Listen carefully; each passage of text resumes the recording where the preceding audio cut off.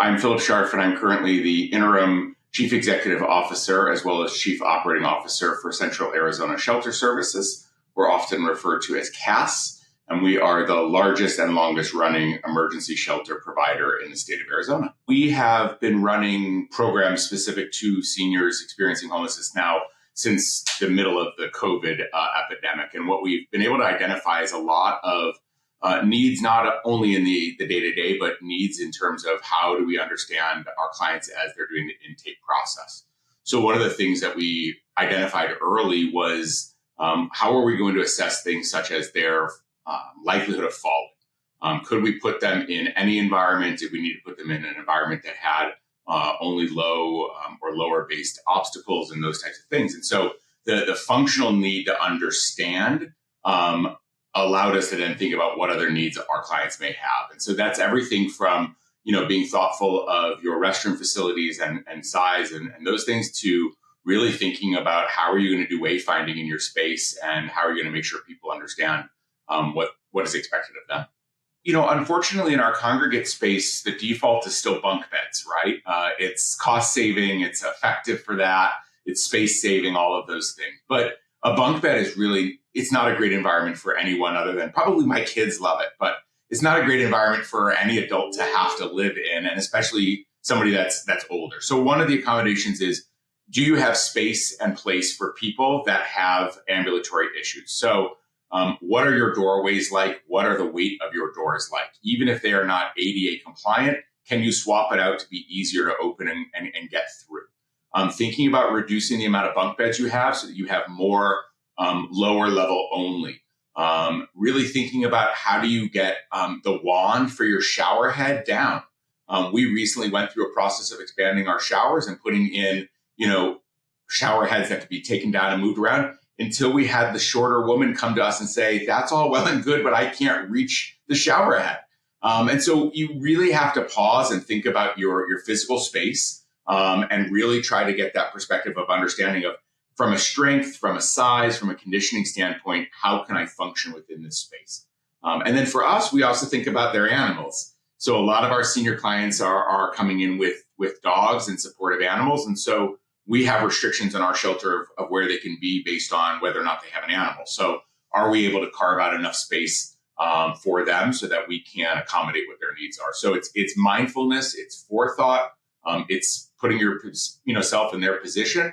And then sadly, it's trial and error, right? I mean, we learned that shower head scenario in real time, unfortunate that we had come up with another solution so people could still access their needs for cleanliness. So then we pivot in real time and try to accommodate. When you think about programming for anyone in shelter, you need to be dynamic and responsive to who's in your shelter at that time. So one thing we do is we do a biweekly open session where anybody living with us in shelter can come and express what their concerns are, what their needs are, what they want to see for programming.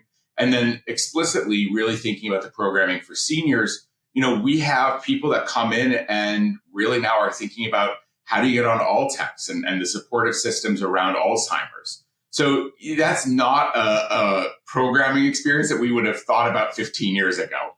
And it's certainly not a programming experience that somebody that is, 35 hopefully should be experiencing. But our individuals that are aging are experiencing cognitive decline, either within themselves or in their loved ones or in somebody else that they have befriended in the shelter.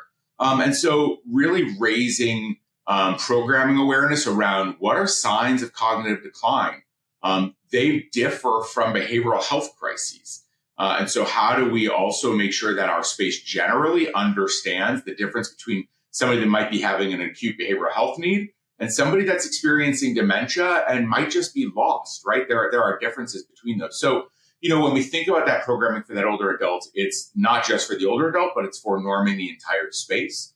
And then, of course, we have specialized people coming in about getting on a Medicare, getting onto those programs, getting access to those programs, which, again, we normally would not have historically been thinking about or need, or the numbers wouldn't have warranted that partnership. I mean, what we're seeing right now at our main facility is about 33% of people staying with us any night are senior. And so just for perspective, we have a 600-person shelter. So that's over 100 individuals every night that are coming in, in the 55 and over space. And so we really need to be thoughtful about what we're providing and what we're surrounding them with. How we define older adults, it varies, right? So 56-year-old versus 93-year-old are both categorized as older adult. So one thing just to keep in mind in the older adult space is we need to determine right away upon intake is this income going to be able to change for this individual? Because if they are 93 years old and on a fixed income, we can expect that fixed income to be their fixed income. If they're 56 and on a fixed income, we may be able to augment that. And so, for us, again, that information that we can glean the first moment they step into shelter helps set the course for what is the ways in which we're going to need to be working with to help this individual successfully leave shelter and find housing. And so that's really where we start to look at what is your opportunities for income? Can you diversify that at all? What is your access to healthcare and Medicaid and Medicare?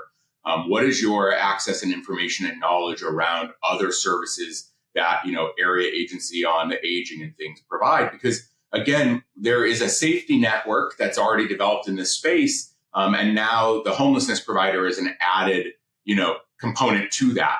So getting all that information at the forefront allows you to set forth on a course of and from knowledge instead of it being an exploration with that client in real time. So I like to front load all of that information so that we can start day two with a better perspective of understanding.